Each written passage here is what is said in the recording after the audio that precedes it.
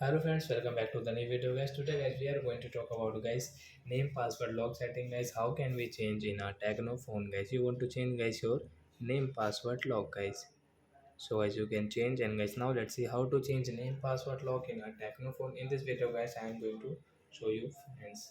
So guys first of all guys open your phone setting to change your name password.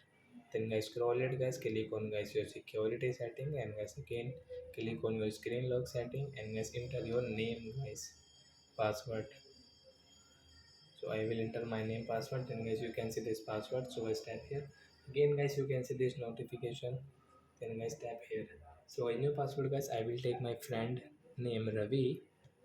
So guys be careful here guys. Again guys I am telling you and guys don't do any mistake here. So guys you can see guys your name password has changed guys. You can see Ravi spelling R A. So like that guys you can change your name password. So are your friends who have understood how to change a name password in our Tecno phone? So that's it guys. Thanks for watching my video guys. Now we will meet on next video guys with new topic.